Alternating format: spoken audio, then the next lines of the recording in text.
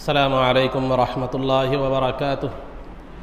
الحمد للہ رب العالمین والصلاة والسلام علی سید الانبیاء والمرسلین وعلی آلہ واصحابہ اجمعین ومن تبعہم بإحسان الی یوم الدین۔ اما بعد، قال اللہ تبارک وتعالی فی القرآن المجید والفرقان الحمید۔ اعوذ باللہ من الشیطان الرجیم۔ بسم اللہ الرحمن الرحیم۔ عالم الغیب فلا یظہر علی غیبہ الا من ارتضی من رسول۔ وقال تعالی فی مقام آخر وما كان اللہ لیطلعکم علی الغیب ولکن اللہ یجتبی من رسلہ من یشاء۔ صدق اللہ العظیم۔ قال اللہ تبارک وتعالی فی شأن حبیبہ صلی اللہ علیہ وسلم ان اللہ وملائکتہ یصلون علی النبی یا ایہا الذین آمنوا صلوا علیہ وسلموا تسلیما۔ اللہم صل وسلم وزد وبارک علی حبیبک سیدنا ونبینا ومولانا محمد وعلی آلہ واصحابہ اجمعین۔ عزیزان محترم، اس سے قبل آپ حضرات کے سامنے عقائد کے حوالے سے علم غیب کے بارے میں چند باتیں بتلائی گئی تھی کہ علم غیب کے معنی کیا ہے، مفہوم کیا ہے، اور علم غیب کہتے کس کو ہیں۔ پھر جو ہے اللہ رب العزت کے علم غیب میں اور سرکار کے علم غیب میں ہمیں کن باتوں کا پاس و لحاظ رکھنا چاہیے، ورنہ شرک لازم آئے گا۔ اور یہ بھی بتلایا گیا تھا کہ اللہ اور سرکار اور دیگر انبیاء اور ساری مخلوق کے علم غیب میں فرق کیا ہے، یہ بھی بات جو ہے پیچھے بتلائی گئی تھی۔ اب رہا اس کے دلائل تو بہت زیادہ ہیں، بہت تفصیلات ہیں، بہت علمی باتیں ہیں، علمی بحثیں ہیں، لیکن میں زیادہ تفصیلات میں نہیں جاؤں گا۔ مختصر طور پر آپ کے سامنے ایک دو دلائل، ایک دو قرآن کی آیتیں، ایک دو احادیث، پھر جو ہے نا علم غیب بظاہر بعض قرآنی آیات و احادیث جس سے ایسا معلوم ہوتا ہے کہ سرکار کو علم غیب نہیں ہے، اور ان کو دلیل بنا کر جو لوگ سرکار کے علم غیب کے منکر ہیں، انکار کرنے والے ہیں، اس کو دلیل بناتے ہیں۔ ان آیات کا مطلب کیا ہے وہ مختصر طور پر آپ کے سامنے بتاتا چلوں۔ سب سے پہلے خطبے کے بعد میں نے جس آیت مبارکہ کی دو آیتوں کی میں نے تلاوت کی۔ ایک آیت میں اللہ رب العزت فرماتا ہے عالم الغیبی، اللہ غیب کا جاننے والا ہے، فلا یظہر علی غیبہ، جو ہے نا اللہ رب العزت جو ہے اپنے غیب پر کسی کو مطلع نہیں فرماتا، اپنے غیب پر کسی کو واقف نہیں فرماتا، اپنا غیب کسی کو عطا نہیں فرماتا، الا من ارتضی من رسول، مگر رسولوں میں سے جس سے وہ راضی ہو۔ تو اس آیت کا خلاصہ کیا ہے کہ اللہ غیب کا جاننے والا ہے، اور اللہ غیب کا علم جو ہے نا کسی کو اپنے رسولوں میں سے ہر کسی کو عطا نہیں فرماتا، بلکہ اپنے رسولوں میں سے جس سے وہ راضی ہوتا ہے ان کو کیا کرتا ہے، عطا فرماتا ہے۔ ایک معنی ہے، ایک آیت یہ ہو گئی۔ دوسری آیت کیا ہے وما كان اللہ لیطلعکم علی الغیب ولکن اللہ یجتبی من رسلہ من یشاء۔ اللہ تعالیٰ تم میں سے ہر ایک کو غیب کا علم عطا نہیں فرماتا، غیب کے علم پر اطلاع عطا نہیں فرماتا، ہاں اپنے رسولوں میں سے جس کو وہ چن لیتا ہے غیب کا علم عطا فرماتا ہے۔ ان دونوں آیتوں کو سامنے رکھنے کے بعد خلاصہ جو نکلتا ہے اللہ غیب کا جاننے والا ہے، اور غیب اللہ رب العزت اپنے رسولوں میں سے جو ہے نا جس سے وہ راضی ہو، یا جس سے جو ہے نا وہ جس کو اس نے چن لیا ہے، جو اس کے منتخبہ ہیں۔ مرتضیٰ کے معنی جس سے وہ راضی ہو، اور مجتبیٰ کے معنی جس کو اللہ نے چن لیا ہے، ان کو کیا کرتا ہے، غیب کا علم عطا فرماتا ہے۔ یہ آیتوں کا خلاصہ۔ تو اللہ کے تمام رسول ہیں جن سے اللہ راضی ہے، کوئی ایک رسول بھی ایسے نہیں ہوتے جن سے اللہ راضی نہیں ہوگا، کیونکہ اگر اللہ جس سے راضی نہ ہو اس کو نبی کیسے بنائے گا۔ تو تمام کے تمام رسول جو ہے مرتضیٰ بھی ہیں، اور تمام کے تمام رسول مجتبیٰ بھی ہیں، چنندہ بھی ہیں۔ تو لہذا اللہ نے سب کو علم غیب کیا کیا ہے، عطا فرمایا ہے، ان کے مراتب اور ان کے مراتب کے لحاظ سے۔ اس کا فرق میں نے اس سے پہلے جمعہ میں کیا کیا ہے، بیان کیا ہے۔ کہ مگر اللہ رب العزت نے رسول پاک صلی اللہ علیہ وسلم کو تمام انبیاء میں سب سے زیادہ جو ہے نا علم عطا فرمایا ہے، اور اس کی مثال بھی میں نے سمندر اور خطرے سے آپ کو بیان فرمائی تھی۔ یہ بتلایا تھا کہ اللہ کا علم اور رسول کے علم کا جو ہے نا کی مثال ایسی ہے کہ اللہ کا علم سمندر ہے، علم غیب سمندر ہے، تو رسول کا علم غیب خطرہ ہے، اور رسول کا علم غیب سمندر ہے تو تمام انبیاء اور تمام مخلوق کا علم غیب کیا ہے؟ خطرہ ہے۔ یہ جو میں نے اس سے پہلے پھر دوبارہ میں بتا رہا ہوں تاکہ بات سمجھ میں آ جائے۔ تو لہذا اللہ رب العزت علم غیب اپنے رسولوں میں سے جو منتخب ہے اور اپنے رسولوں میں سے جس سے وہ راضی ہے، یعنی تمام رسولوں سے راضی ہے، تو ان کو علم غیب اللہ تعالیٰ عطا فرماتا ہے۔ اور جو ہے نا رسولوں کے واسطے سے، رسولوں کے وسیلے سے اللہ رب العزت اولیاء اللہ کو بھی ان کے مراتب اور ان کے درجات کے لحاظ سے کیا ہے؟ علم عطا فرماتا ہے، غیب کا علم عطا فرماتا ہے۔ یہ تو قرآن کی آیت ہے۔ اور قرآن کی آیت میں اللہ تعالیٰ فرماتا ہے وَعَلَّمَكَ مَا لَمْ تَكُنْ تَعْلَمْ، اللہ نے آپ کو وہ تمام چیزیں بتلائی جو آپ نہیں جانتے تھے، وہ تمام چیزیں بتلائی جو آپ نہیں جانتے تھے۔ یہاں کسی چیز کی قید نہیں ہے، خواہ وہ جو ہے نا کسی خالی شریعت کے علم کی، قرآن کے علم کی، حدیث کے علم کی، یا جو ہے نا کسی کوئی علم کی قید نہیں ہے۔ جو بھی آپ نہیں جانتے تھے، خواہ وہ قرآن کا علم ہو، حدیث کا علم ہو، یا احکام کا علم ہو، یا جو بھی علم ہو، جو ہے نا وہ سابقہ قوموں کے واقعات کا علم ہو، یہ تمام چیزیں جو کچھ بھی آپ نہیں جانتے تھے، اللہ رب العزت نے وہ تمام چیزیں آپ کو سکھلا دی۔ اب جو سرکار نہیں جانتے تھے، اب اللہ کے بتلانے کے بعد وہ سرکار جان گئے ہیں۔ تو لہذا یہ جو ہے نا اب ہم یہ قید نہیں کر سکتے کہ سرکار کو اس کا علم تھا، اس کا نہیں تھا، اس کا تھا، اس کا نہیں تھا۔ کیوں؟ اللہ نے واضح طور پر بتلا دیا، جو کچھ بھی آپ نہیں جانتے تھے اللہ نے کیا کر دیا ہے؟ آپ کو سکھلا دیا ہے، بتلا دیا ہے۔ تو سرکار جو بھی نہیں جانتے تھے اللہ نے وہ سب کیا کر دیا؟ پہلے والوں کا بھی علم عطا فرما دیا، بعد والوں کا بھی علم عطا فرما دیا۔ میں بھی آپ کو بتلاؤں گا وضاحت کے ساتھ۔ تو یہ قرآن کی 3 آیتیں تھیں جس میں جو ہے نا اللہ تعالیٰ اپنے رسولوں کو علم غیب عطا فرماتا ہے، یہ اس میں مفہوم مل رہا تھا، غیب کا علم عطا فرماتا ہے۔ اور غیب کس کو کہتے ہیں؟ یہ میں نے اس سے پہلے آپ اس کی تعریف اور اس کی وضاحت اور اس کا مفہوم میں نے آپ کے سامنے عرض کر دیا ہے۔ تو لہذا اور دوسرا کیا ہے؟ اللہ نے سرکار کو وہ تمام چیزوں کا علم عطا فرمایا جو سرکار نہیں جانتے تھے۔ یہ قرآن کی 3 آیتوں، بہت سی آیتیں ہیں لیکن میں آپ کو یہ 3 آیتیں بتلا رہا ہوں۔ پھر اس کے بعد آئیے احادیث مبارکہ، صرف 2 حدیثیں تو 20 حدیثیں ہیں لیکن 2 حدیثیں میں آپ کے سامنے عرض کرتا چلوں۔ بخاری کی روایت ہے کہ عمر رضی اللہ تعالیٰ عنہ جو ہے نا اس کے راوی ہیں کہ عن عمر رضی اللہ تعالیٰ عنہ قال رسول اللہ صلی اللہ علیہ وسلم فأخبرنا قال رسول اللہ قام رسول اللہ صلی اللہ علیہ وسلم فینا مقاما فأخبرنا عن بدء الخلق حتى دخل أهل الجنة منازلهم وأهل النار منازلهم حفظ ذلك من حفظه ونسيه من نسيه او كما قال۔ جو ہے نا یہ بخاری شریف کی روایت ہے، اور اس حدیث کو بیان کرنے والے عمر فاروق رضی اللہ تعالیٰ عنہ ہیں۔ وہ فرماتے ہیں کہ ایک مرتبہ سرکار دو عالم صلی اللہ علیہ وسلم ایک مقام پر کھڑے ہو گئے اور سرکار نے ہم کو خبر دی مخلوق کی ابتدا سے لے کر، مخلوق کا آغاز جب سے ہوا، مخلوق کی ابتدا سے لے کر، مطلب مخلوق کی ابتدا کب ہوئی؟ دنیا کے بنانے سے ہزاروں سال پہلے مخلوق کی، تو جہاں سے مخلوق کی ابتدا ہوئی وہاں سے لے کر سرکار نے ہم کو خبر دی قیامت کے بعد جنتیوں کے جنت میں داخل ہونے تک اور دوزخیوں کے دوزخ میں داخل ہونے تک کے حالات پورے سرکار نے بیان فرما دیے ہم کو۔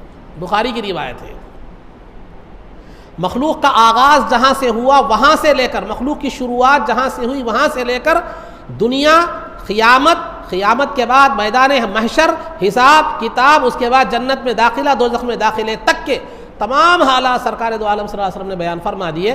اور جس نے یاد رکھا، جو بھول گئے، یاد رکھنے والے یاد رکھے، بھولنے والے بھول گئے۔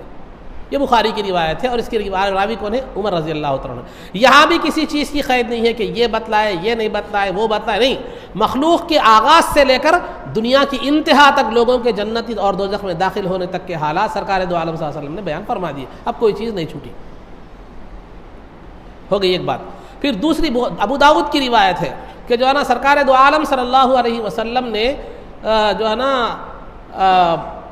جو فتنے کے، جو قیامت تک جو فتنے اٹھنے والے ہیں، جو گمراہیاں پیدا ہونے والی ہیں، سرکار دو عالم صلی اللہ علیہ وسلم نے ان گمراہوں کی جو ہے نا ان گمراہوں کے بارے میں ان کا نام کیا ہوگا اور ان کے والد کا نام کیا ہوگا, وہ کس قبیلے سے ہوں گے. سرکار نے یہ تمام چیزیں ہمیں بتلا دی. قیامت تک جتنے فتنے اٹھیں گے, گمراہ جو ہے نا فتنے اٹھیں گے, سرکار نے ان فتنے کا جو بانی اور فاؤنڈر ہوگا اس کا نام, اس کے باپ کا نام اور اس کے جو ہے نا تقریباً جو ہے نا اس کے قبیلے کا نام سب سرکار نے ہم سے کیا کر دیا ہے, بیان کر دیا ہے.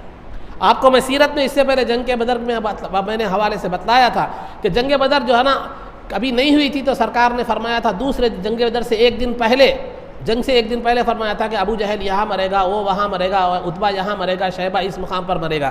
جب جنگ ہوئی تو ان کی لاشیں وہیں پر پائی گئی. تو بہرحال عزیزان محترم, سرکار نے قیامت کی علامتیں بھی بتلا دی, قیامت کی بڑی بڑی علامتیں بھی بتلا دی, جو میں نے پیچھے عقائد کے حوالے سے پوری قیامت کی بڑی بڑی علامتیں بتلائی. بڑی بڑی علامتیں بھی بتلائی, چھوٹی چھوٹی علامتیں بھی بتلائی. پھر سور کیسی ہوں گی, کیسے پھونکیں گے, سور کے بعد دنیا کی حالت کیسی ہوگی, پھر دوبارہ زندہ کیا جائے گا, پھر میدان محشر کا حال کیا ہوگا, پھر وہاں حساب و کتاب کیسے ہوگا, وہ دن کتنا طویل ہوگا, پھر فلاں فلاں فلاں پوری تفصیلات سرکار دو عالم صلی اللہ علیہ وسلم نے کیا کر دی, بیان فرما دی. پھر یہ علم غیب نہیں تو کیا ہے. پھر یہ حدیثیں, 2 حدیثیں میں نے دی, قرآن کی 3 آیت. باتیں بہت ہیں, تفصیلات دلائل, لیکن آپ کے اطمینان کے لیے 2-3 باتیں.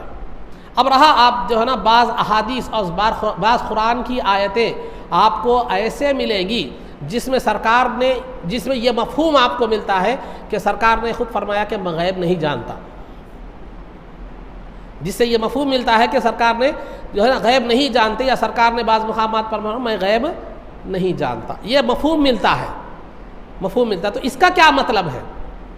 تو بعض لوگوں نے ان آیتوں کو, ان احادیث کو نہ سمجھ کر کہہ دیا کہ دیکھو خود سرکار بول رہے ہیں میں غیب نہیں جانتا, اور تم کہتے ہو غیب جانتے ہو. تو پھر یہ آیتوں, یہ احادیث کا کیا ہوا جو میں نے ابھی بیان کیا ہے؟ پھر یہ احادیث جو, یہ بھی حدیث ہی ہے, بخاری کی حدیث ہے, وہ بھی قرآن کی آیتیں, 3 آیتیں میں نے بیان کی. پھر بخاری کی حدیث میں نے بیان کی کہ قیام جنت میں جانے تک کے حالات بیان کر دیے, اور پھر بانیان فتنہ کی بیان کر دیے. پھر ایسے 20 احادیث ہیں. پھر ان کا کیا؟ ادھر سرکار نہیں جانتے, بلکہ اگر یہ لے لیں, یہ قرآن کی وہ آیات جو احادیث, یہ اگر وہ معنی مراد لیں کہ سرکار میں علم غیب نہیں جانتے, ان کو لے کر پھر یہ غیب جو بتایا اس کا کیا کرتے ہیں؟ کیا ان احادیث کو جھٹلائیں گے, کہ ان آیات کو جھٹلایا جائے گا؟ تو مطلب یہ ہوا کہ آیات اور احادیث میں ٹکراؤ نہیں ہے, ٹکراؤ ہماری عقل میں ہے. ورنہ اگر وہ قرآن کی وہ آیات, وہ احادیث جس میں بظاہر سرکار یہ فرماتے ہیں کہ مجھے غیب کا علم نہیں ہے, تو وہ احادیث آیات کو اگر لے کر یہ سمجھا جائے کہ سرکار کو غیب کا علم نہیں ہے, تو پھر دوسری جو میں نے ابھی دلائل پیش کی پوروں کا انکار ہو جاتا. تو یہ کون سا علم ہے, یہ کون سی سمجھ ہے کہ بعض جو ہے نا دلائل کو لے کر باقی پورا دلائل کا کیا کر دیا جائے, انکار کر دیا جائے. تو پھر اس کا معنی کیا ہے, اس کے معنی کیا ہے؟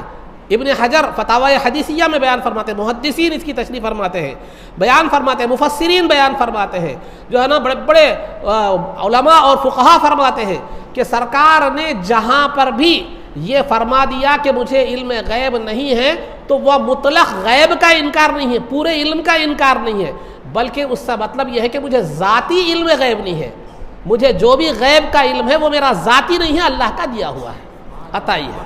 ایک مطلب یہ ہے, جہاں علم غیب کا سرکار نے انکار کر دیا, مجھے علم غیب نہیں ہے جو فرمایا, وہاں سے علم غیب ذاتی کا انکار ہے کہ مجھے ذاتی علم غیب نہیں ہے, بلکہ اللہ کا دیا ہوا ہے, عطا کردہ ہے. اللہ کا عطا کردہ ہے. ایک مرتبہ جو میں نے بتلایا تھا پیچھے میں بتلایا تھا کہ اللہ کے اور سرکار کے علم میں 2 فرق, ہمیں دو طرح کا عقیدہ رکھنا چاہیے. ایک تو اللہ کا علم ذاتی ہے, سرکار کا علم اللہ کا عطا کردہ ہے. اللہ کا علم, اللہ کو کسی نے علم نہیں دیا, سرکار کو علم دینے والا اللہ ہے. ایک فرق ضرور رکھنا بولا تھا. اگر کوئی انسان یہ عقیدہ رکھے کہ اللہ کا علم بھی ذاتی ہے, سرکار کا علم بھی ذاتی ہے, تو وہ مشرک ہے. اور میں دوسرا فرق یہ میں نے بتلایا تھا کہ اللہ کا علم لامحدود ہے, اس کی کوئی حد نہیں ہے. سرکار کا جو علم ہے وہ علم محدود ہے, لیکن اس کی حد سوائے اللہ کے کوئی نہیں جانتا, اس کی حد سوائے اللہ کے کوئی نہیں جانتا. تو مخلوق کے اعتبار سے لامحدود ہے, وہ خالق کے اعتبار سے اس کو حد معلوم ہے. آپ کو حد معلوم نہیں ہے, اسی لیے آپ اس کی حد نہیں جان سکتے سرکار کے علم کی.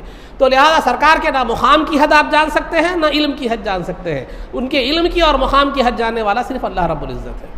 تو لہذا دوسری بات میں نے کیا بتلائی تھی کہ اللہ کا علم لامحدود ہے اور سرکار کا علم محدود ہے. تو سرکار نے جہاں بھی یہ کہا ہے یا جن آیات و احادیث سے یہ مفہوم نکلتا ہے کہ میں غیب کا علم نہیں جانتا، غیب کا علم نہیں جانتا، اس سے ایک مطلب تو یہ ہے کہ مجھے ذاتی علم غیب نہیں ہے، مجھے ذاتی علم غیب نہیں ہے، ایک مطلب یہ ہے۔ اور دوسرا مطلب یہ ہے کہ مجھے اللہ کی طرح پوری چیزوں کا علم نہیں ہے، اللہ کی طرح ہر چیز کا علم نہیں ہے، اللہ نے جو بتایا اس کا علم ہے، یہ دوسرا مطلب یہ ہے۔ میرا علم غیب لامحدود نہیں ہے، میرا علم محدود ہے، اللہ نے اتنا بتلایا مجھے وہ چیز کو معلوم ہے، اور اللہ نے کتنا بتایا؟ مخلوق کے آغاز سے لے کر دنیا کے انتہا تک جو بھی تھا بتلا دیا۔ اور تیسرا مطلب جو ہے نا، یہ میں اپنی بات نہیں بول رہا ہوں، فقہا، محدثین، مفسرین، اولیاء کے بحث کا خلاصہ بتا رہا ہوں آپ کے سامنے، وہ تفصیلات میں یہاں بیان نہیں کر سکتا۔ اگر آپ دلائل چاہتے ہیں اس کے تفصیلی دلائل بھی میں دینے تیار ہوں، لیکن وقت کے لحاظ سے میں مختصر خلاصہ آپ کے سامنے بتا رہا ہوں۔ تیسرا مطلب جو سرکار نے فرمایا مجھے علم غیب نہیں ہے، وہ ایک تواضع کے طور پر تھا، ایک تواضع کے طور پر، عاجزی کے طور پر آپ نے فرمایا مجھے اس کا غیب کا علم نہیں ہے۔ جیسے مثال کے طور پر بہت بڑے عالم صاحب ہیں، علامہ ہیں، ان کو بہت زیادہ علم ہے، لیکن اس کے باوجود بھی یہ کہتے ہیں کہ میں ایک جاہل ہوں، ایک ادنا طالب علم ہوں، تو کیا آپ اس کو جاہل اور ادنا طالب علم سمجھیں گے؟ ایک اللہ کے نیک بندے ہیں، اللہ کے ولی ہیں، وہ کہتے ہیں میں تو ایک گناہگار ہوں، خطا کار ہوں، سیاہ کار ہوں، اب انہوں بر گناہگار بول کے آپ ان کو گناہگار بولے دیں گے؟ یہ ان کی تواضع تھی۔ تو سرکار نے یہ جو فرمایا مجھے غیب کا علم نہیں ہے، یہ تواضعاً انکساراً فرمایا، کیونکہ سرکار کی تواضع اور عاجزی انکساری کا ایک نمونہ میں آپ کے سامنے پیش کرتا چلوں۔ سرکار جب ہجرت کر کے مکے سے مدینہ منورہ تشریف لائے تو لوگ، نئے لوگ جو ہے نا وفد کی شکل میں سرکار سے ملاقات کرنے کے لیے آنے لگے، تو وہ لوگ سرکار اپنے غلاموں میں اس انداز میں بیٹھے ہوئے تھے کہ لوگ جو ہے نا سرکار کے بجائے ابو بکر کو سرکار سمجھنے لگے رضی اللہ عنہ، ابو بکر صدیق رضی اللہ تعالیٰ عنہ کو سرکار سمجھنے لگے۔ تو ابو بکر صدیق رضی اللہ تعالیٰ عنہ نے اس بات کو تاڑ لیا، تاڑ کر فوراً جو ہے نا سرکار کے سر مبارک پر چادر تان دی اور بتلا دیا کہ یہ صدا، یہ آقا ہے، یہ غلام۔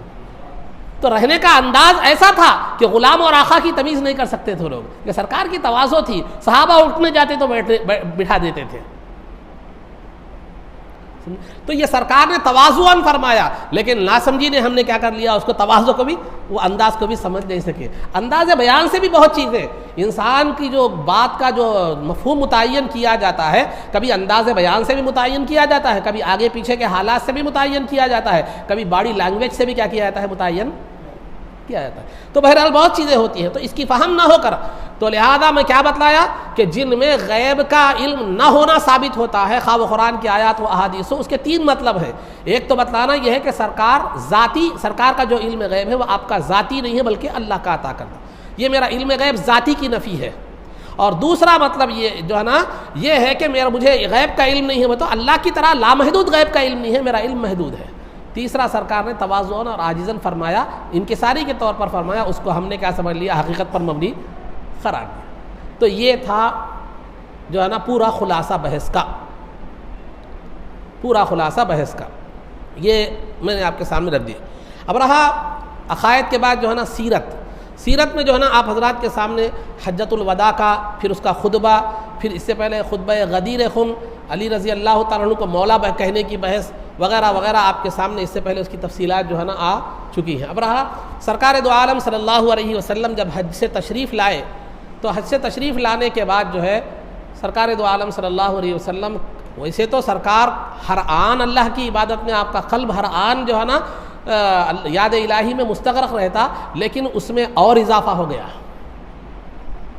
اس میں اور کیا ہو گیا جو ہے نا اضافہ ہو گیا، چونکہ قرآن کریم کی جو آیت نازل ہوئی، اذا جاء نصر اللہ والفتح ورأیت الناس يدخلون فی دین اللہ افواجا، کہ جب اللہ کی مدد آ گئی اور مکہ فتح ہو گیا اور لوگ جب جوق در جوق جو ہے نا اسلام میں داخل ہونے لگے، تو پھر وہاں پر حجۃ الوداع میں آیت نازل کر کے یہ بھی بتایا گیا تھا کہ الیوم اکملت لکم دینکم واتممت علیکم نعمتی، اور آج میں نے تمہارے دین کو مکمل کر دیا اور اپنی نعمت کو مکمل کر دیا، دین بھی مکمل ہو گیا، نعمت بھی مکمل ہو گئی، لوگ بھی جو ہے نا اسلام میں فوج در فوج داخل ہونے لگے، اور کئی وفد آتے رہے، اسلام قبول کرتے رہے۔ تو اب سرکار کی ذمہ داری ختم ہو گئی، سرکار کو دنیا میں بھیجنے کا مقصد کیا ہو گیا، ختم ہو گیا۔ تو اب اللہ فرماتا فسبح بحمد ربک، اب آپ کے مقصد دنیا میں بھیجنے کا ختم ہو گیا، اب آپ کو اللہ کی بارگاہ کی طرف جانے کا وقت آپ کا آ چکا ہے، تو فسبح بحمد ربک، آپ اپنے رب کی تسبیح بیان کیجئے اس کی تعریف کے ساتھ، واستغفرہ، اور کثرت سے استغفار کیجئے، انہ کان توابا، یقیناً اللہ خوب توبہ قبول کرنے والا ہے۔ جب یہ صورت نازل ہوئی تو سرکار نے جبریل امین سے فرمایا اس میں تو میری موت کی خبر ہے، اس میں تو میری وفات کی خبر ہے، وصال کی خبر ہے۔ تو جبریل امین نے جواب میں کہا وَلَلْآخِرَةُ خَيْرٌ لَكَ مِنَ الْأُولَىٰ، بعد کی زندگی آپ کے لیے پہلے کی زندگی سے بہتر ہے۔ تو لہذا تو یہ سرکار دو عالم صلی اللہ علیہ وسلم اب اس کے بعد کثرت سے جو ہے نا اللہ کی تسبیح، حمد اور استغفار میں مصروف رہنے لگے، اور جو زمانے وفات قریب آتا گیا اللہ کی انوار و تجلیات کی کثرت آپ پر ہونے لگی، انوار و تجلیات کی آپ پر کثرت ہونے لگی، اس کا ظاہراً اثر ایک بخار کی شکل میں، سر درد کی شکل میں ہونے لگا۔ آپ عام جو ہے نا سیرت نگاروں سے سنتے ہیں کہ سرکار کو بخار آ گیا تھا، سر میں، یقیناً وہ ایک ظاہری اثر ضرور تھا، لیکن اس میں ایک کیفیت تجلیات ربانی کی تھی۔ جیسے میں نے پیچھے سیرت میں آپ کو ایک بات بتلائی تھی، کیا بتلائی تھی کہ سرکار کو اب پہلی وحی نازل نہیں ہوئی تھی، وحی کے نازل ہونے سے پہلے جو ہے نا آپ کو مبارک خواب نظر آتے تھے، رات میں جو ہے نا خواب دیکھتے تھے تو دن میں وہی چیز کیا ہوتی تھی، ظاہر ہونے لگتی تھی، جس کو ارحاس کہتے ہیں، بلکہ میں نے شروع میں بتلایا تھا۔ تو لہذا نبوت کے قریب آنے کے وقت ایک عجیب و غریب کیفیات، ایک عجیب و غریب خواب اور عجیب و غریب معاملات آپ کے ظاہر ہو رہے تھے۔ اسی طرح بارگاہ خداوندی کی طرف جانے کے قریب وقت آتا چلا گیا تو آپ کی کیفیت اللہ رب العزت کی طرف استغراق اور جو ہے نا تجلیات ربانی کی کثرت ہونے لگی، تجلیات ربانی کی جو ہے نا کثرت ہونے لگی۔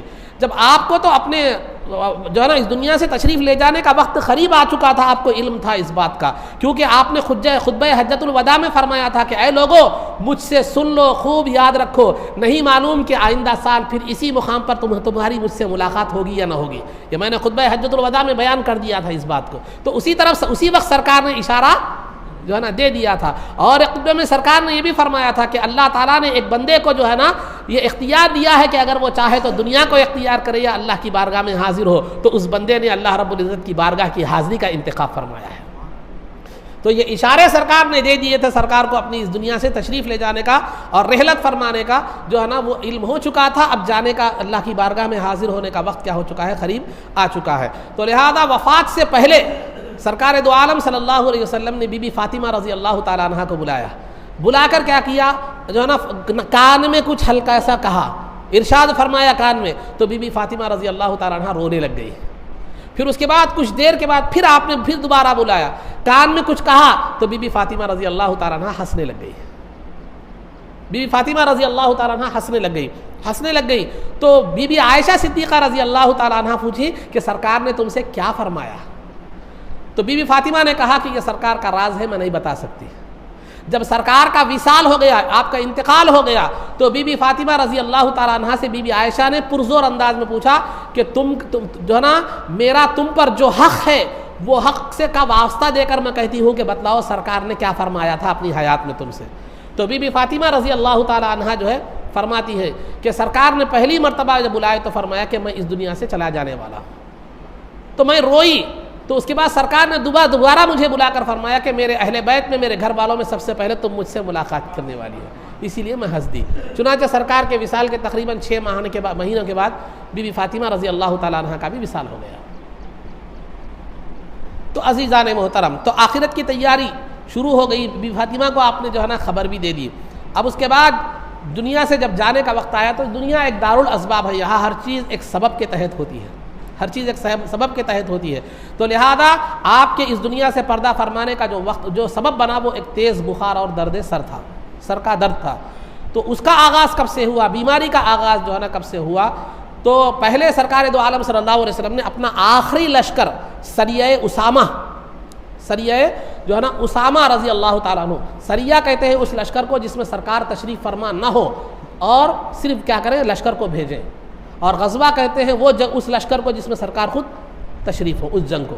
تو لہذا سریہ آخری لشکر جو سرکار نے بھیجا وہ سریہ اسامہ تھا، سریہ اسامہ بن زید رضی اللہ تعالیٰ عنہ کو آپ نے امیر بنا کر وہ لشکر بھیجا رومیوں کے مقابلے کے لیے۔ میں نے اس سے پہلے آپ کے سامنے عرض کیا تھا جنگ موتا ایک جنگ ہوئی تھی کہ جو ہے نا اس جنگ میں روم کے علاقے میں جنگ ہوئی تھی، اور وہاں پر جو ہے نا سرکار دو عالم صلی اللہ علیہ وسلم نے آپ کے اسامہ کے والد زید بن حارثہ رضی اللہ تعالیٰ عنہ کو امیر کا لشکر کا امیر بنا کر بھیجا تھا، اسی میں جعفر طیار بھی شہید ہو گئے تھے اور عبداللہ بن رواحہ رضی اللہ تعالیٰ عنہ بھی شہید ہو گئے تھے۔ ایک کے بعد انہوں نے کیا کیا، جھنڈا اٹھایا، علم اٹھایا، ایک کی شہادت کے بعد ایک کے بعد، پھر اس کے بعد خالد بن ولید رضی اللہ تعالیٰ عنہ نے کمانڈنگ سنبھالی اور مسلمانوں کو فتح ہو گئی، مسلمانوں کو جو ہے نا فتح ہو گئی۔ تو تقریباً ہزاروں کی تعداد میں مسلمانوں کا لشکر تھا، لاکھوں کی تعداد میں ان کا لشکر تھا، مگر مسلمانوں کو فتح نصیب ہو گئی، یہ بتایا تھا۔ تو اسی مقام پر جو ہے نا جانے کے لیے، ان سے مقابلہ کرنے کے لیے سریہ اسامہ رضی اللہ تعالیٰ عنہ کو آخری سریہ تھا، جو آخری لشکر تھا جو سرکار دو عالم صلی اللہ علیہ وسلم نے ان کو بھیجا، اور جو ہے نا اس بیماری کی حالت میں بھی وہ جو ہے نا وہ آپ نے اس سریے کا وہاں کا نشاندہی فرمائی، اور وہ اس کا نقشہ بھی آپ نے اسامہ رضی اللہ تعالیٰ عنہ کو عطا فرمایا۔ یہ آخری سریہ تھا۔ تو بیماری کا آغاز کیسے ہوا؟ جو ہے نا سفر کی 29 تاریخ تھی، بعض روایتوں میں چہارشنبے کا دن، بعض میں جو ہے نا پیر کا دن بتلایا جاتا ہے۔ بہرحال سفر کی 29 تاریخ تھی، آپ جنت البقیع تشریف لے گئے تھے، اور اس کی 2 وجوہات بتاتے ہیں۔ ایک صحابی رسول کا انتقال ہو گیا تھا، ان کے جنازے میں شرکت کے لیے گئے تھے، ایک روایت میں یہ ملتا ہے۔ دوسری روایت میں یہ ملتا ہے کہ رات کے وقت میں آپ نے جو ہے نا اپنے غلام کو بیدار کیا اور جنت البقیع میں صحابہ کی زیارت کے لیے تشریف لے گئے، کیونکہ سرکار کا معمول تھا کہ جب بھی بی بی عائشہ صدیقہ رضی اللہ تعالیٰ عنہ کے باری ہوتی تو سرکار دو عالم صلی اللہ علیہ وسلم رات کے آخری حصے میں جنت البقیع تشریف لے جایا کرتے تھے، اور جو ہے نا وہاں پر جا کر ان کے لیے دعائے مغفرت کیا کرتے تھے، دعائیں مغفرت کیا کرتے تھے۔ لیکن اس وقت جو گئے جنت البقیع کو تشریف لے گئے، اس وقت میمونہ رضی اللہ تعالیٰ عنہ کی باری تھی۔ جب گئے، خواہ وہ جو ہے نا رات کا وقت سمجھیے یا جنازے میں سمجھیے، جب وہاں پر گئے بخار چڑھ گیا، تیز سر درد اور بخار تیزی سے چڑھ گیا۔ تو 29 سفر میں کے دن آپ کیا ہو گیا، بیماری کی آپ کی کا آغاز جو ہے نا ہو گیا۔ 26 کو آپ نے سریہ اسامہ کو بھیجا، لیکن سریہ وہ جو لشکر ابھی پورا مقام جنگ تک نہیں پہنچا تھا، ایک مقام پر جو ہے نا جا کر وہاں پر لوگ جمع ہو رہے تھے، صحابہ جمع ہو رہے تھے، مقام جرف اس کا بتلایا جاتا ہے۔ تو بہرحال عزیزان محترم، تو سرکار نے وہ آنے کے بعد بیماری کا آغاز ہو گیا، اور بیماری تیز شدت کا بخار شروع ہو گیا۔ اس حالت میں بھی سرکار دو عالم صلی اللہ علیہ وسلم برابر امامت کے فرائض انجام دیتے رہے، امامت کے فرائض انجام جو ہے نا دیتے رہے، اور اپنی ازواج مطہرات کی باریاں بھی ادا کرتے رہے۔ یعنی سرکار پر ازواج مطہرات کی باری مقرر کرنا آپ پر واجب نہیں تھا، لیکن آپ نے اپنی مہربانی اور جو نا ہمدردی سے باریاں مقرر کر لی تھی۔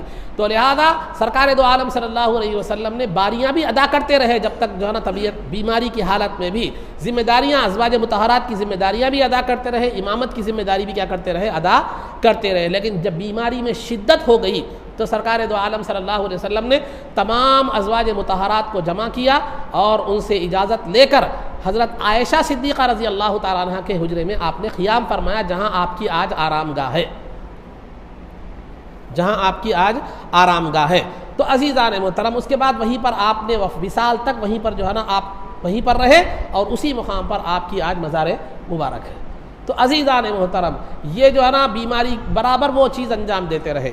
انہی بیماری کے ایام میں وصال سے، وفات سے ایک 4 دن پہلے جو ہے نا جمعرات کے دن، وصال تو پیر کے دن ہو گیا، تو جمعرات کے دن کیا ہے معلوم ہے، تقریباً 4 دن پہلے سرکار دو عالم صلی اللہ علیہ وسلم نے ایک جو ہے نا خط، ایک وصیت نامہ لکھنا چاہا، جس کو سیرت کی زبان میں واقعہ قرطاس کہا جاتا ہے۔ واقعہ قرطاس کہتے ہیں پیپر کو، واقعہ قرطاس یعنی سرکار پیپر منگائے وصیت لکھنے کے لیے۔ تو سرکار دو عالم صلی اللہ علیہ وسلم نے جو ہے نا پیپر منگایا کہ میں جو کچھ لکھنا چاہتا ہوں، کچھ وصیت کرنا جو ہے نا چاہتا ہوں، تو لہذا آپ نے پیپر منگایا۔ اب سرکار نے لکھنے کے لیے جب پیپر منگایا تو عمر رضی اللہ تعالیٰ عنہ نے جو ہے نا سرکار کی بیماری چونکہ شدت تھی، طبیعت میں جو ہے نا بڑی کمزوری تھی اور بڑی نحافت تھی، تو بیماری کے اور کمزوری کے پیش نظر عمر رضی اللہ تعالیٰ عنہ نے فرمایا کہ نہیں، رہنے دو، ہمارے لیے کتاب اللہ اور سرکار کی احادیث ہمارے لیے کافی ہے۔ سرکار نے فرمایا لاؤ، ایک پیپر لاؤ تاکہ میں کچھ باتیں لکھ دوں، تاکہ میرے بعد تم گمراہ نہ ہو سکو۔ تو عمر فاروق رضی اللہ تعالیٰ عنہ تکلیف کے خیال سے، سرکار کو تکلیف نہ ہو بیماری میں، اسی لیے آپ نے فرمایا رہنے دو، ہمارے لیے قرآن بھی ہے، سرکار کی احادیث مبارکہ ہے، سرکار کی زندگی ہے، ہماری ہدایت کے لیے کافی ہے۔ یہ وقت ایسا نہیں ہے کہ سرکار سے کچھ لکھایا جو ہے نا جا سکے، سرکار کی طبیعت اس موقف میں نہیں ہے، تو ایک عمر فاروق رضی اللہ تعالیٰ نے یہ بات کہی، بعض صحابہ نے ان کی بات اس کی تائید میں آ گئے، اور بعض لوگوں نے جو ہے نا یہ کہا کہ سرکار جب خود فرما رہے ہیں کہ لاؤ تو لا کر دینے میں کیا حرج ہے، لا کر دینے میں کیا حرج ہے، تو لہذا لانا چاہیے سرکار جب بول رہے ہیں۔ تو ان میں اختلاف تھوڑا سا رائے کا پیدا ہو گیا، اس میں تھوڑی سی شور و غل پیدا ہو گیا، تو سرکار نے کہا جاؤ جو ہے نا اب کسی کوئی ضرورت نہیں، چلے جاؤ سب کو، آپ نے میرے یہاں سے چلے جاؤ، حجرے سے آپ نے سب کو واپس بھیجا دیا۔ اس کو شیعہ حضرات کہتے ہیں کہ سرکار وصیت لکھنا چاہ رہے تھے کہ میرے بعد جو ہے نا علی رضی اللہ تعالیٰ عنہ کو خلیفہ بناؤ، جبکہ لکھا ہی نہیں گیا کچھ بھی، اور سرکار نے اس طرف کوئی اشارہ بھی نہیں فرمایا۔ ہاں ابو بکر صدیق رضی اللہ تعالیٰ عنہ کی طرف اشارہ فرمایا، چنانچہ بخاری اور مسلم کی روایت ہے کہ سرکار دو عالم صلی اللہ علیہ وسلم نے یہ فرمایا، کیا فرمایا؟ میرا ارادہ ہوا کہ ابو بکر اور ان کے فرزند عبد الرحمن بن ابو بکر کو بلاؤں، بلا کر یہ کچھ جو ہے نا یہ میں وصیت لکھ دوں، بلا کر کیا کروں؟ وصیت لکھ دوں کہ میرے بعد جو ہے نا میرے جانشین یہ ہوں گے، میرے بعد میرے جانشین یہ ہوں گے، تاکہ اختلاف کرنے والوں کو اختلاف کا موقع نہ رہے اور تمنا رکھنے والوں کو خلافت کی تمنا کرنے کا موقع نہ رہے۔ میں یہ چاہتا ہوں، لیکن میں اس لیے نہیں لکھ رہا ہوں کیونکہ مجھے معلوم ہے کہ اللہ خلیفہ اول کے طور پر سوائے ابو بکر کے کسی کو منتخب نہیں فرمائے گا، اور مسلمان بھی خلیفہ اول کے طور پر سوائے ابو بکر کے کسی کو منتخب نہیں کرے گا۔ اس حدیث سے البتہ یہ روشنی ہمیں ملتی ہے کہ واقعہ قرطاس میں سرکار کیا لکھانا چاہ رہے تھے۔ واقعہ قرطاس، یہ بخاری مسلم کی روایت۔ تو الغرض عزیزان محترم، بہرحال وہ قرطاس کا واقعہ پیش جو ہے نا نہیں آیا، تو یہ حالات تھے، یہاں تک میں نے حالات آپ کے بیان کیے، انشاءاللہ پھر دیگر حالات جو ہے نا آپ کے آگے بیان کیے جائیں گے۔ یہ سیرت کے حوالے سے تھا، اور آداب کے حوالے سے آپ کے سامنے سونے کے آداب کیا کیے جا رہے تھے، بیان کیے جا رہے تھے کہ سونے کے آداب کیا ہے، سوتے وقت کیسا کرنا چاہیے، کیا تفصیلات، کچھ تفصیلات اس کے پیچھے جو ہے نا آپ کو آ چکی ہے، اب کچھ انشاءاللہ آگے دیگر تفصیلات بیان کی جائیں گے۔ سوتے وقت جو ہے نا آپ سوتے وقت ہمیں چاہیے کہ جو ہے پانی جو ہے نا پینے کا پانی اور پانی کا گلاس، وضو کا لوٹا اور کچھ لکڑی وغیرہ، اور جو ہے نا ٹارچ، یعنی مطلب روشنی کے لیے ٹارچ، یہ چیزیں رکھ کر سونا چاہیے، یہ سونے کے آداب میں سے، اور تولیہ پوچھنے کا توال وغیرہ۔ سرکار دو عالم صلی اللہ علیہ وسلم کی عادت مبارکہ تھی کہ آپ سوتے وقت کیا کرتے تھے، تیل، کنگھی، عطر، مسواک، لوٹا، تکیہ، لکڑی وغیرہ آپ کیا کرتے تھے رکھ کر، سرما، یہ رکھ کر سوتے تھے، تیل بھی لگاتے تھے، سرما بھی لگاتے تھے، خوشبو بھی لگاتے تھے، تو یہ جو ہے نا سرکار رکھ کر سوتے تھے۔ تو اسی طرح ہم بھی کیا ہے سوتے وقت یہ چیزیں رکھ کر جو ہے نا سو جائے۔ اب آج کل تو نلوں کا سسٹم ہو گیا، وضو کے لیے لوٹے کی ضرورت نہیں رہی ہے، کیونکہ ہر کمروں میں خود اٹیچ باتھ روم ہو گیا، قریب میں ہو گیا، اب لوٹوں کا نہ مسجدوں میں ہے نہ گھروں میں ہے، تو اب اس کی ضرورت نہیں رہی۔ اور اسی طرح سوتے وقت جو ہے نا اگر کسی نئے مقام پر آپ جائیں، کسی کے گھر میں آپ مہمان ہوں، تو آپ جو ہے نا کیا کریں، ان سے بیت الخلاء کہاں ہے، وضو خانہ کہاں ہے، یہ دریافت کر لیں، کیونکہ رات میں جب آپ اٹھیں گے آپ کو نہیں معلوم کہ بیت الخلاء کہاں ہے، جو ہے نا طہارا وہ وضو خانہ کہاں ہے، معلوم نہیں ہے، حمام وغیرہ جو بھی جہاں وضو کیا جاتا ہے معلوم نہیں ہے، تو پھر آپ کو رات میں ان کو اٹھانا پڑے گا، یہ ان کے لیے زحمت ہوگی۔ تو آداب میں سے یہ ہے کہ جب کسی کے یہاں آپ مہمان جائیں تو ان گھر والوں سے بیت الخلاء کہاں ہے یا وضو کے لیے مقام کہاں ہے وہ کیا کر لیں، دریافت کر لیں، تاکہ آپ رات میں کبھی آپ کو ضرورت محسوس ہو تو ان کو تکلیف دینے کی ضرورت پیش نہ آئے۔ پھر اس کے بعد میں نے اس سے پہلے بھی عرض کیا تھا، پھر عرض کر رہا ہوں کہ سونے سے پہلے بستر کو اچھی طرح کیا کر لیں، جھاڑ لیا کریں، اور اپنا کرتا اور اپنے جوتے اپنے قریب میں رکھ لیں، تاکہ رات میں نماز وغیرہ کے لیے اٹھنا، تہجد ہو یا فجر کے لیے اٹھنے کی جو ہے نا ضرورت پیش آئے تو آسانی سے وہ دستیاب ہو۔ کبھی کرنٹ چلے جاتا تو جو ہے نا لائٹ نہیں رہتی، خیر آج کل سیل فون ہے وغیرہ ہے، سیل فون میں چارجنگ بھی ختم ہو سکتی ہے، تو بہرحال عزیزان محترم یہ قریب رکھ لیں، اور جب اٹھے کرتا یا جوتا پہننے جائے تو اس کو جھٹک کر پہنے، تاکہ جو ہے نا اس کے اندر کوئی کیڑا مکوڑا نہ رہے۔ آج کل فیس بک وغیرہ پہ ویڈیوز دیکھتے رہتے ہیں آپ، جوتوں میں سے سانپا نکل رہے ہیں، وہ حقیقت ہے یا نہیں ہے، مگر امکان تو برابر ہے، امکان، خصوصاً اب بارش جو ہو رہی تھی اس میں ادھر کے چھوٹے موٹے جو ہے نا کیڑے، کم از کم گوم وغیرہ تو نکلتی ہے۔ تو الغرض جو ہے نا یہ کپڑوں کو جھٹک کر، کبھی بھی کپڑوں کو جھٹک کر اور جوتوں کو جھٹک کر کیا کریں، جو ہے نا پہن لیں، رات کے وقت میں قریب رکھ لیں یہ چیزیں، تاکہ آپ کو سہولت سے وہ کیا ہو سکے، میسر ہو سکے، مل سکے۔ سرکار دو عالم صلی اللہ علیہ وسلم جب بستر پر تشریف لے جاتے سونے سے پہلے بستر پر تشریف لے جاتے تو دعا پڑھتے تھے، الحمدللہ الذی اطعمنا وسقانا وکفانا واولانا، کفانا جو ہے نا واولانا فمن فرب ممن لا ولی لہ ولا مؤوی او کما قال۔ سرکار دو عالم صلی اللہ علیہ وسلم یہ دعا پڑھتے تھے کہ جو ہے نا تمام تعریف اس اللہ کے لیے ہے جس نے ہمیں کھلایا پلایا اور ہمیں پناہ دی، فکم ممن لا ولی لہ ولا مؤوی، بہت سے ایسے لوگ ہیں جن کا کوئی نگہبان بھی نہیں ہے، جن کا کوئی ماوا و ملجا اور مددگار بھی نہیں ہے۔ تو یہ دعا سرکار بستر پر تشریف لے جاتے تو پڑھتے تھے، اور جب آپ بستر پر چلے جائیں تو جو ہے نا کچھ نہ کچھ قرآن کی آیتیں جو یاد ہے آپ کو وہ پڑھیں، کیونکہ سرکار دو عالم صلی اللہ علیہ وسلم کا ارشاد گرامی ہے کہ جب بندہ بستر پر چلا جاتا ہے تو جو ہے نا بستر پر چلا جاتا ہے اور قرآن کی آیت پڑھتا ہے تو ایک فرشتہ اللہ اس کی حفاظت کے لیے مقرر فرما دیتا ہے جو رات تمام اس کی حفاظت کرتا رہتا ہے ہر بری چیز سے۔ تو آپ سرکار کا جو معمول تھا قرآن کی آیتیں جو سرکار پڑھتے تھے، سورہ اخلاص یعنی قل هو اللہ احد، قل اعوذ برب الفلق، قل اعوذ برب الناس، یہ 3 صورتیں پڑھ کر ہاتھوں کو ایسا پھونک لیتے تھے، ہاتھوں پر پھونک کر جہاں تک جسم پر پہنچتا وہاں تک ہاتھ پھیر لیا کرتے تھے۔ جب آپ کا وصال مبارک قریب آیا، سرکار میں جو ہے نا اتنی قوت نہیں رہی، تو بی بی عائشہ صدیقہ رضی اللہ تعالیٰ عنہ سرکار وہ جو 3 صورتیں پڑھ کر جو ہے نا دم کرتی تھی، ذرا یہاں غور سے سوچیے، بی بی عائشہ صدیقہ رضی اللہ تعالیٰ عنہ اہلیہ تھی، بیوی تھی، تو جو ہے نا وہ 3 صورتیں بی بی عائشہ پڑھتی تھی، لیکن اپنے ہاتھ پر پھونک کر دم نہیں کرتی تھی، برکت کے لیے سرکار کے ہاتھوں پر پھونک کر سرکار کے جسم پر ملا کرتی تھی، سرکار کے ہاتھوں پر جو ہے نا یہ کر کے جو ہے نا سرکار کے جسم پر ملا جو ہے نا کرتی تھی، پڑھتی تو خود تھی لیکن پھونکتی سرکار کے ہاتھ پر تھی اور ان ہاتھوں سے سرکار کے جسم مبارک پر مل لیا کرتی تھی۔ تو لہذا یہ برکت کے لیے تھا۔ دعا قرآن کی برکت الگ ہے، پھر صاحب قرآن کی برکت الگ ہے۔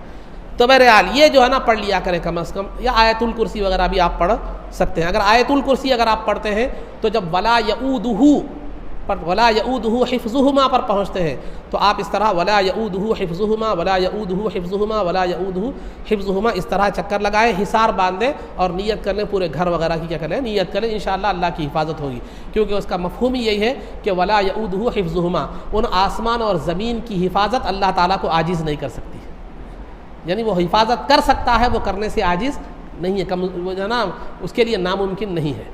تو یہ جو ہے نا یہ سونے کے جو آداب آپ کے سامنے، یہ تو سونے سے پہلے بستر پر جاتے ہی سرکار وہ دعا پڑھتے تھے جو میں نے ابھی پڑھی الحمدللہ الذی اطعمنا کے حوالے سے، پھر کچھ قرآن پڑھتے تھے، یہ قرآن یہ بھی پڑھ سکتے ہیں، یہ جو سرکار کا عمل تھا۔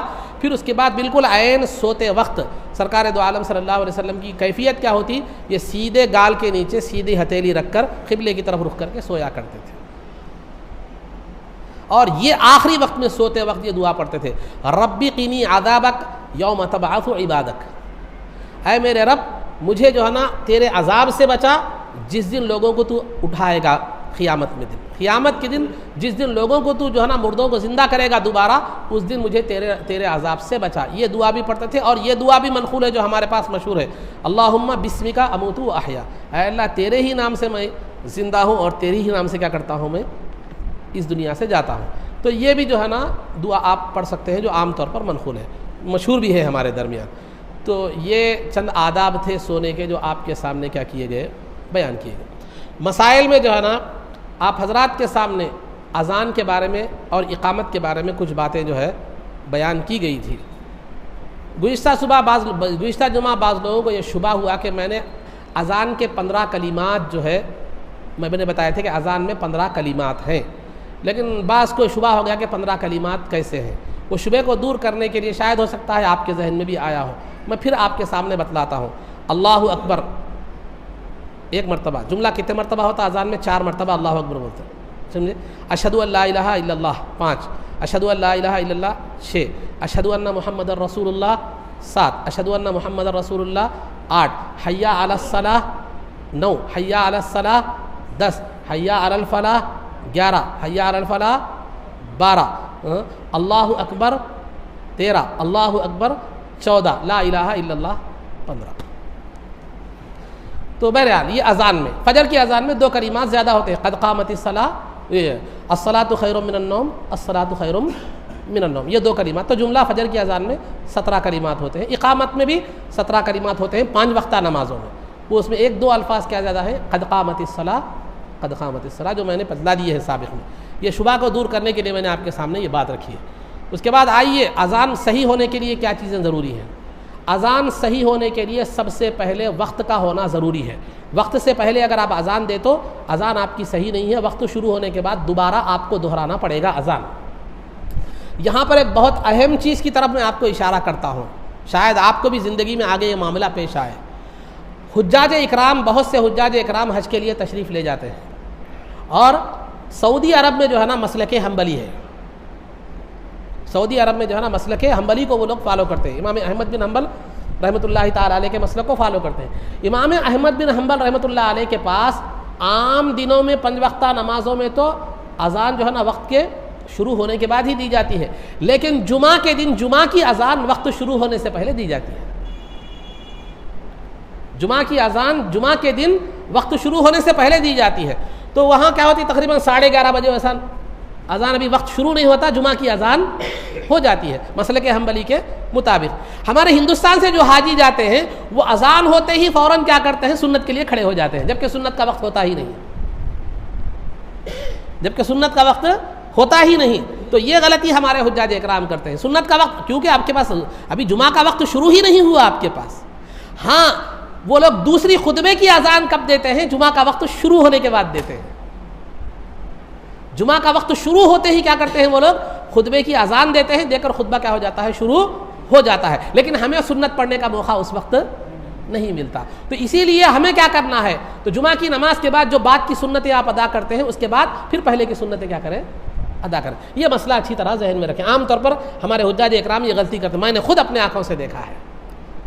حرم کی بات نہیں کر رہا ہوں میں، دیگر مساجد میں بھی 11:30 بجے اذان ہوتے ہی وہ لوگ سنتوں کے لیے کھڑے ہو جاتے ہیں. ہمارے لوگ بھی کیا ہے معلوم، سنتوں کے لیے اذان ہوتے ہی کھڑے ہو جاتے ہیں. بہرحال میں جن کو بول سکتا تھا بول دیا، لیکن اب جن کو نہیں بول سکتا تھا وہ ویسے ہی رہ گیا. چلو نفل تو ہو گئی ان کی. تو بہرحال یہ بات کا خاص طور پر خیال رکھیں. تو پہلے کیا ہے، ہمارے پاس جمعہ کا دن ہو کوئی بھی دن ہو، وقت شروع ہونے سے پہلے اذان نہیں دی جا سکتی. وقت شروع ہونے کے بعد ہی اذان دی جائے گی. اگر وقت شروع ہونے سے پہلے اذان دی جائے تو پھر جو ہے نا آپ وقت شروع ہونے کے بعد اس اذان کو دوبارہ دہرانا جو ہے نا پڑے گا.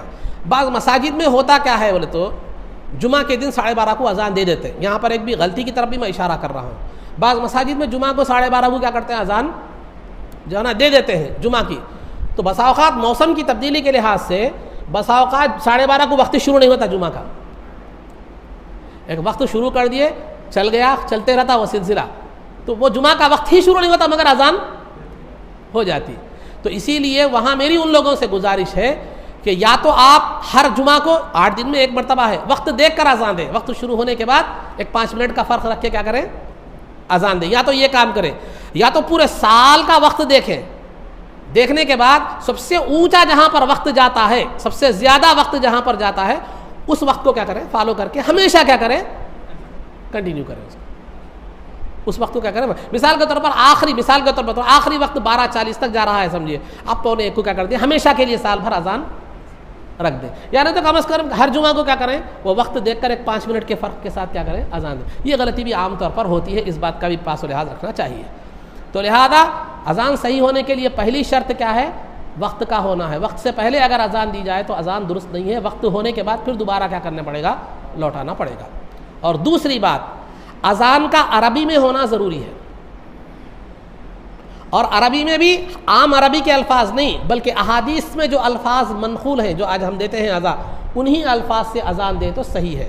عربی کا ہونا، عربی میں ہونا، اور عربی کے بھی وہی الفاظ جو احادیث میں آئی ہیں انہی کے ذریعے سے کیا کرنا چاہیے، اذان دینا چاہیے، ورنہ اذان درست نہیں. یہ دوسری شرط. تیسری شرط، مرد آدمی اذان دے گا، عورت اذان دے تو اذان درست نہیں ہے. مرد آدمی اذان دے گا.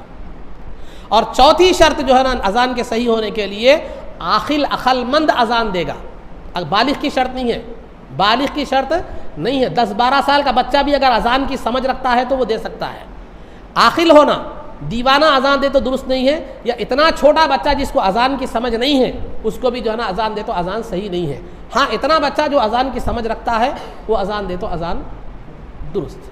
یہ اذان کے صحیح ہونے کے لیے شرائط بیان. اگر ان شرطوں میں سے کو پہلے تو کیا ہے، وقت ہونا، پہلا کیا ہے، وقت ہونا، اور دوسرا مرد اذان دینا، دوسرا کیا ہونا جو ہے نا مرد اذان دینا، تیسرا عاقل اذان دینا. یہ جو شرائط میں نے بیان کی ہے ابھی، یہ شرائط میں سے اگر ایک شرط بھی پائی، اور مرد کا اذان دینا، یہ شرائط اگر ایک بھی شرط پائی نہیں گئی تو پھر اذان صحیح نہیں ہے. پورے شرائط پایا جانا ضروری ہے. اب رہا اذان اور اقامت کا مسنون اور مستحب طریقہ کیا ہے. اذان اور اقامت کا مسنون اور مستحب طریقہ کیا ہے. پہلا تو مسنون اور مستحب طریقہ یہ ہے کہ جو ہے نا قبلے کی طرف رخ ہونا چاہیے، اقامت کے وقت بھی اور اذان کے وقت بھی. اقامت کے وقت بھی، اذان کے وقت بھی جو ہے نا قبلے کی طرف آپ کا کیا ہونا چاہیے، رخ ہونا چاہیے. دوسرا، اذان مسجد کے باہر اونچے مقام پر کھڑے ہو کر دی جائے گی اور اقامت مسجد کے اندر دی جائے گی. اقامت مسجد کے اندر دی جائے گی. ہاں، جمعہ کی دوسری اذان جو ہے نا مسجد کے اندر ممبر کے سامنے دی جائے گی، خطیب کے سامنے. جمعہ کے دن دوسری اذان. پہلی اذان تو مسجد کے باہر اونچے مقام پر کھڑے رہ کر دی جائے گی اور اقامت مسجد کے اندر دی جائے گی. لیکن چونکہ آج زمانہ بدل گیا ہے، مائک جو ہے نا آ گیا ہے، تو ظاہر سی بات ہے مائک مسجد کے اندر رہتا ہے، اگر باہر رکھے تو پھر دوسرے جمعہ تک نہیں رہتا. تو لہٰذا تو اسی لیے کیا ہے، آپ مسجد کے اندر یہ گنجائش ہے کہ اذان بھی مسجد کے اندر اگر مائک میں دے رہے ہیں تو مسجد کے اندر آپ دے سکتے ہیں، لیکن اگر مائک میں اذان نہیں دے رہے ہیں تو باہر مسجد کے باہر اونچے مقام پر کھڑے ہو کر دینا ہے، تاکہ آواز زیادہ سے زیادہ دوسروں تک کیا کرے، پہنچے. اور اذان بلند آواز سے دینا چاہیے اور اقامت آہستہ آواز سے دینا چاہیے، یعنی مسجد کے اندر رہنے والوں کو سمجھنا ہے. کیونکہ اقامت مسجد کے اندر کے لوگوں کو اطلاع دینا ہوتا ہے کہ جماعت کھڑی ہو رہی ہے، اور اذان تمام لوگوں کو اطلاع دینا ہوتا ہے کہ نماز کا وقت ہو چکا ہے. تو اسی لیے اذان بلند آواز سے دیں گے اور اقامت جو ہے نا آہستہ کا مطلب جو اندر جہاں سننے میں آئے. اسی طرح جمعہ کی اذان بھی خطبے کے وقت جو اذان ہوتی ہے وہ بھی آہستہ انداز میں دی جائے گی، تو آہستہ انداز میں دی جائے گی. ٹھیک. یہ اور اذان جو ہے نا دیتے وقت کانوں میں انگلیاں رکھنا ہے، لیکن اقامت دیتے وقت کانوں میں انگلیاں رکھنا نہیں ہے. کیونکہ کانوں میں انگلیاں رکھنے کی وجہ یہ بتلائی گئی کہ فَإِنَّهُ أَرْفَعُ لِلصَّوْتِ، کہ کانوں میں انگلیاں رکھنا آواز کو بلند کرنے میں مددگار ثابت ہوتا ہے. کانوں کو پکڑنا نہیں، انگلیاں رکھنا. کانوں کو یہاں پکڑ رہے نہیں، کان پکڑ رہے تو کیا توبہ کر رہے. تو بہرحال تو وہ نہیں، انگلیاں رکھنا ہے کان میں. ارفعوا للصوت، وہ آواز کو بلند کرنے کا سبب بنتا ہے. تو یہ اذان میں، اقامت میں دیں گے کہیں انگلیاں رکھ کے، اقامت میں نہیں، اذان میں کیا کرنا چاہیے، انگلیاں رکھنا. اور جو ہے نا اذان جو ہے ٹھہر کر دیں گے. اذان کے الفاظ ٹھہر کر کیا کریں گے، ادا کریں گے. اقامت جلدی دیں گے. اقامت کیا کریں گے، جلدی دیں گے. اور اذان میں حیا علی الصلاۃ اور حیا علی الفلاح کے موقع پر حیا علی الصلاۃ کہتے وقت سیدھی جانب پھیریں گے، اور حیا علی الفلاح کہتے وقت بائیں جانب کیا کریں گے، چہرے کو پھیریں گے. خیر وہ اس زمانے میں باہر اذان دی جاتی تھی، اس طرف کے لوگوں کو سنانے کے لیے جو ہے نا، وہ بھی جو ہے نا ادھر سیدھی جانب کے لوگوں کو سنانے کے لیے چہرہ سیدھی جانب کیا جاتا تھا، بائیں جانب کے لوگوں کو سنانے کے لیے بائیں جانب کیا جاتا تھا. اور فقہا نے یہاں تک بھی لکھا ہے پہلے بڑے بڑے میناروں میں اذان دی جاتی تھی تو کیا کرتا تھا، مؤذن کو یہاں تک اجازت تھی کہ قبلے سے سینہ اور پیر پھیرے بغیر ایسے جا کر وہ جو کمان میں سے جو بڑا محراب ہوتا ہے باہر ادھر جا کر سیدھا ادھر منہ کر کے لوگوں کو، ادھر کے لوگوں کو حیا علی الصلاۃ کہے، ادھر کے لوگوں کو حیا علی الفلاح کہے. یہ اجازت دی ہے فقہا نے ایسے بھی، مگر سیدھے صرف سر پھیرنا چاہیے، آپ کا پیر اور سینہ نہیں پھیرنا ہے. آج مائک نہیں ہے، مائک ہے وہ پھیرنے کی ضرورت بھی نہیں رہی، لیکن تبرکاً آپ پھیر لیں تو پھیر بھی سکتے ہیں. اور ایک بات، تو اذان اور اقامت کے درمیان کی کوئی بھی گفتگو نہیں کرنی چاہیے، یعنی نہ دنیا کی گفتگو، نہ کسی کے سلام کا جواب، نہ خود کسی کو سلام کرنا چاہیے. تو یہ چیزیں اذان اور اقامت کے وقت کیا کرنا چاہیے، پاس و لحاظ ان چیزوں کا کیا کرنا چاہیے، رکھنا چاہیے. یہ آپ کے سامنے کچھ مسنون اور مستحب جو ہے نا طریقے اذان اور اقامت کے درمیان آپ کو جو ہے نا بتلائے گئے. تو اقامت میں حیا علی الصلاۃ کی طرف ادھر جانب، حیا علی الفلاح کی طرف ادھر جانب جو ہے نا سر کرنے کی ضرورت نہیں ہے، صرف یہ اذان میں کیا ہے آپ کریں گے. تو یہ چند باتیں تھیں جو آپ حضرات کے سامنے جو ہے نا عرض کی گئی اور آپ کے سامنے جو ہے نا بتلائی گئی. انشاءاللہ پھر دیگر مسائل کا تذکرہ آگے کیا جائے گا. اللہ رب العزت سے دعا ہے کہ جو کچھ بھی کہا گیا اس پر عمل کی توفیق رفیق عطا فرما، عزت و عافیت کی زندگی دے اور ایمان پر ہمارا خاتمہ فرما. رسول پاک صلی اللہ علیہ وسلم کے قدموں میں ہمارا حشر فرما. آپ کی شفاعت عظمیٰ سے ہم کو بہرور فرما. آپ کے دست مبارک سے جام کوثر پینا نصیب فرما. جنت میں آپ کی غلامی معیت اور رفاقت نصیب فرما۔ صلی اللہ تعالی وسلم علی خیر خلقہ سیدنا محمد و آلہ و صحبہ اجمعین برحمتک یا ارحم الراحمین والحمد للہ رب العالمین۔